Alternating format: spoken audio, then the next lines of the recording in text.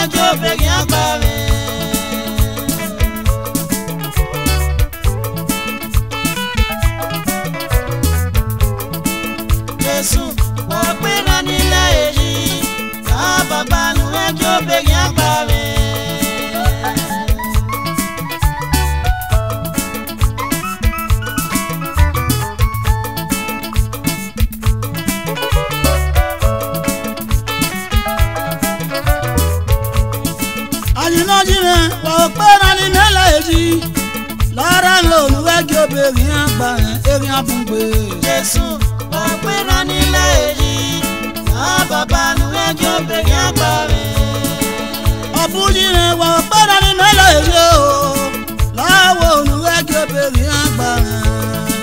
Jésù wa para ni la eji.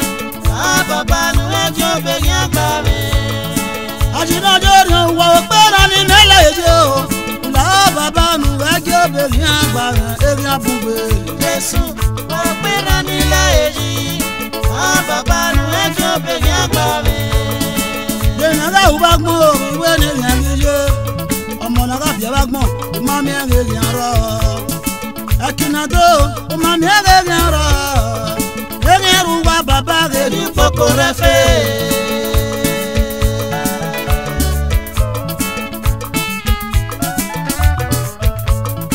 de naga ubagmo iwe ni yangiye akinaga wedo mami ege yanro ugbo naga wepe mami ege yanro ege ruwa o eri poko refe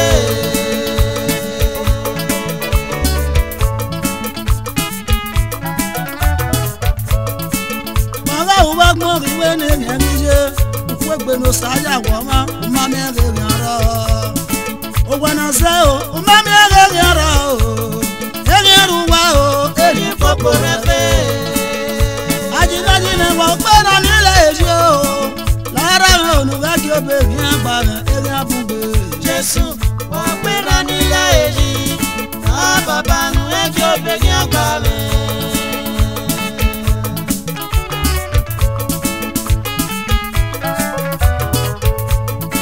mo gba pon le wo ya en le lolita e mo ni bo inu san me kian we ime ma ba wa me wani tona wari gele seti ba me o tun da tayo kiyeke ari sati ba no roga o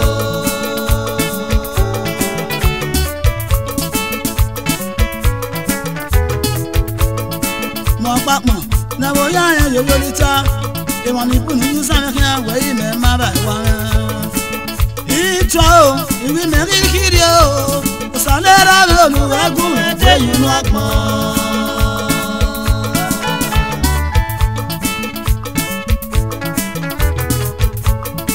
ajinajime wo para ni mele ebi lara oluwe ki oberi agba me ere abugbe Jésù wa para ni la eji baba nu eke obe ni agba me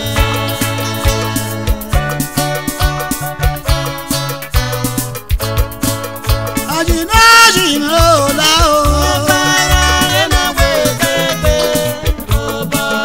kujira genere osuna ajinajime o la o kujira genere la o ajinajime o la o kujo pito anojime o tan yo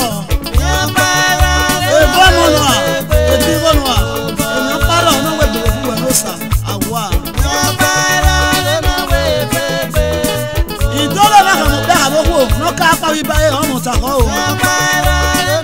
Emi na ma si agba. Ko pa gbo ma ja se kan ye. We no na ne u. E je no ma ebe u. E awon. Ama ba ko abia. Iyo bo to lo bo sa ye ye. Ajina be no jori o la o. Ajina jina o suna.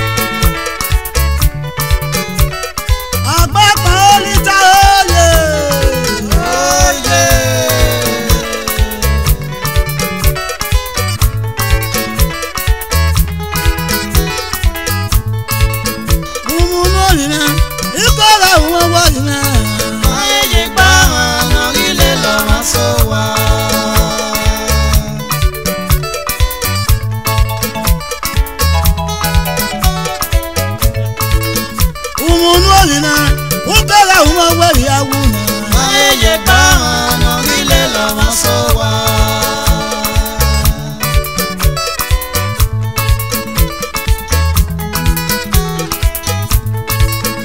Umunu obine, ukora umowo obine.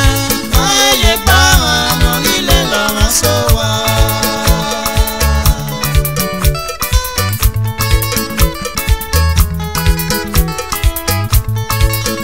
Umunu obine, ukora umowo yawune. Eye gbahana ile lo masowa.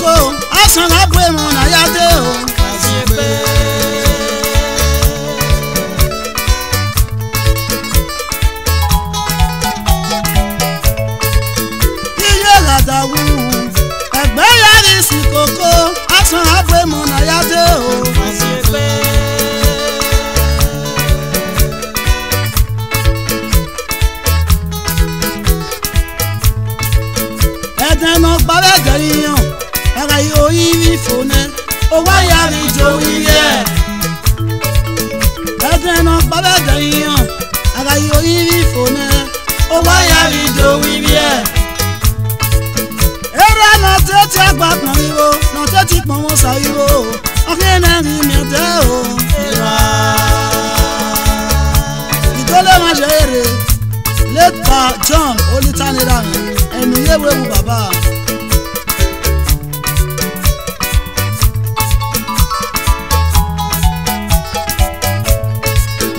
Umunu obine, ukara umowo yawune.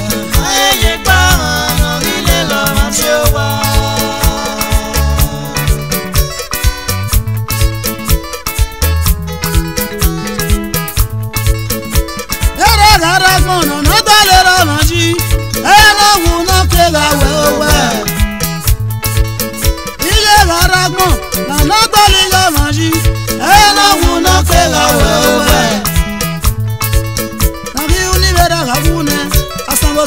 Ni koko waikana yoria nari uni ye bagune asago tawiye ni koko waikana yoria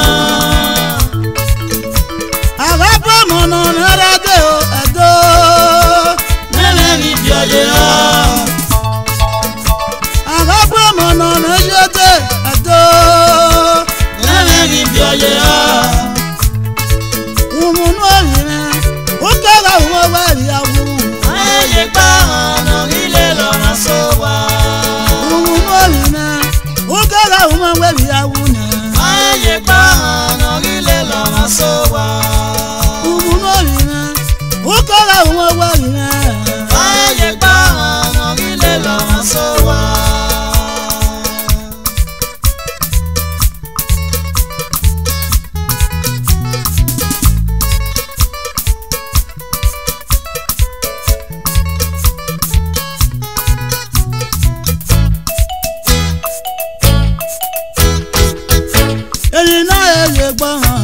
Ile lo masowa. Ile lo masowa. Ile lo masowa. Ile lo masowa. Ile lo masowa.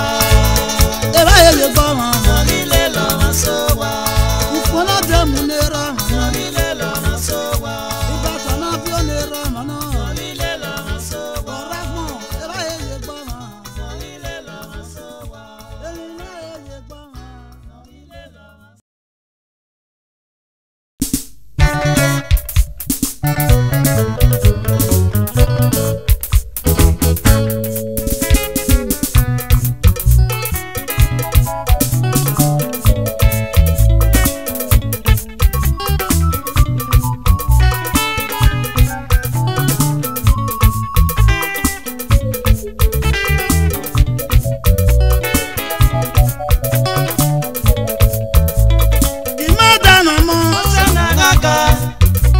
gisango pe mate masana gaga